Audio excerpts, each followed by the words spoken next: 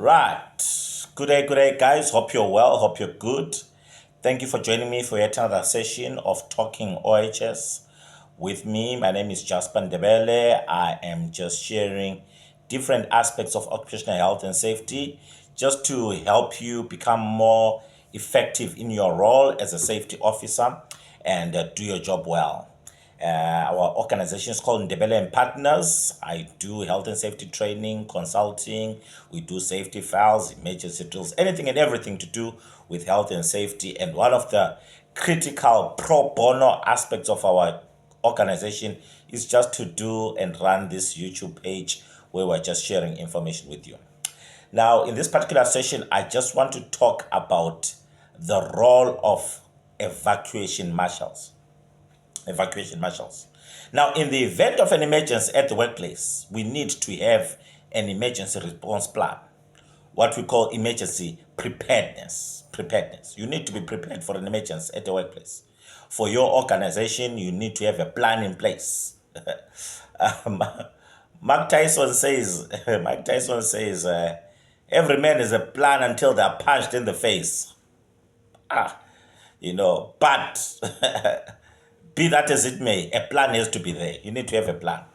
So when it comes to emergencies and emergency response, there must be a plan. And one of the aspects of the plan is to have different people do different roles. Now, in this particular episode, short and sharp, I just want to talk about the role of the evacuation marshal. Who is an evacuation marshal? What do they do? How are they important? What's their critical role? And just to ventilate that particular aspect in 5 minutes, and then I'm done. Right.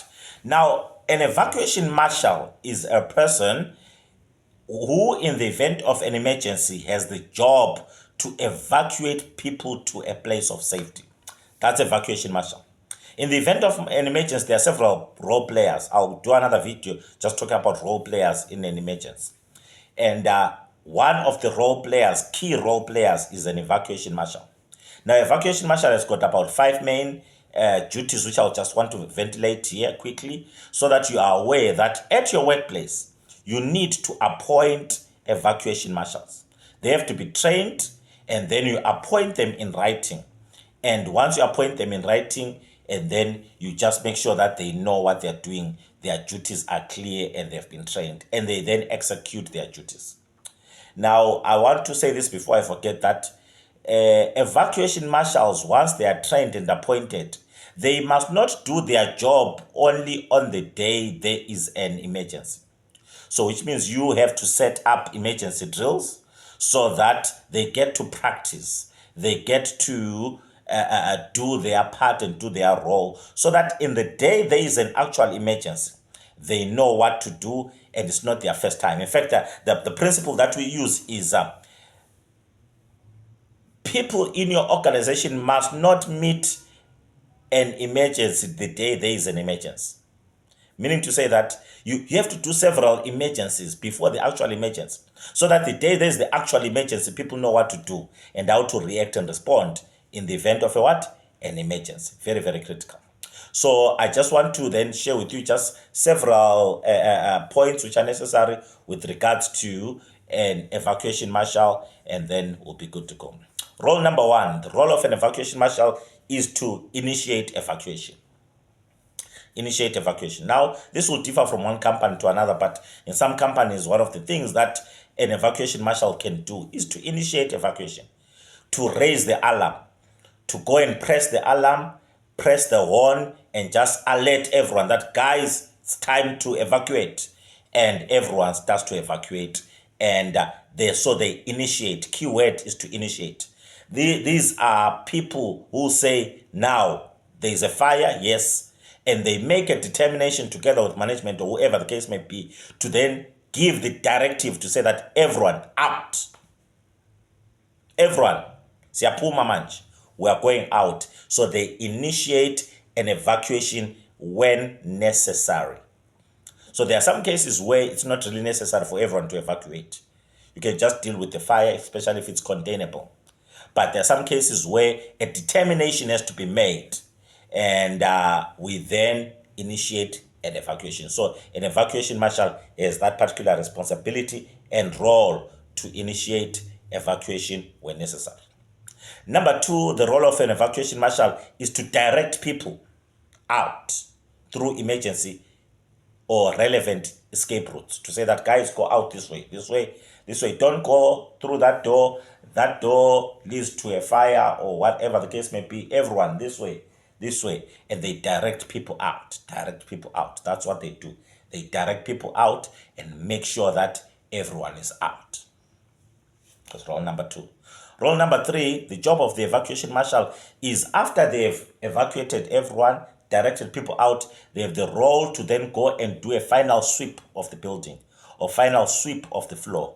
Check toilets, check bathrooms, check offices, check to see that no one is left behind. And they just make sure that everyone has evacuated. That's role number three.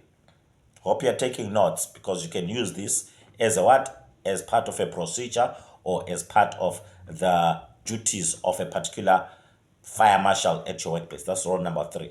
Role number four, they have a duty to then, after doing the final sweep of the building, report to the assembly point and the assembly point coordinator to say that, yeah, I've done a final sweep of the building, everyone is out, there's no one there. Do roll call, or you have done your roll call, then you reconcile your data. What the assembly point coordinator would have found out and what you would have found out, you reconcile, and that's very, very important. Role number five, we need evacuation marshals to be calm, collected, cool, and purposeful. We don't want you as the evacuation marshal or the appointed evacuation marshal to be the one who is actually stressed and panicking. No, we don't want that. We need the evacuation marshal to be cool, calm, collected. 3 C's. Cool, calm, collected, and not constipated. Not cool, calm, and constipated. Cool, calm, and collected. We need them to be a source of what? Of hope, and to show that I know we are led here, and that's what we want from an evacuation marshal. That's very, very important. Lastly, they participate in determining if it is now safe for employees to go back to the workplace. They are able to go and check what the firefighters have done and just do a determination to see that, okay, is it safe for everyone to go back to the workplace? And that's very, very critical. Right. That's the role of an evacuation marshal. So at your workplace, you need to appoint an evacuation marshal. A firefighter is one person, a first aider is another person, an assembly point coordinator is another person, then there is the evacuation marshal. So there are 4 role players there. So you need to make sure that they are separate, and that's very critical. On the next episode, I'll just do a session where I'll just talk about the 4 different role players in an emergency, and just ventilate that, and hopefully to add value to you. Otherwise, thank you for joining me for this session. It's always a pleasure just to come share with you what I know, what I learn, what I teach, and it's always enjoyable to do so. So thank you for joining us. If you need any training, any form of assistance, just give us a shout. We'll be able to assist you. On the description there, you'll find my contact details, our email address, phone number, landline, everything. Get in touch, and we'll be able to gladly assist with anything you may require. Thanks a lot, guys. You have a good day and keep well. Cheers. Bye-bye.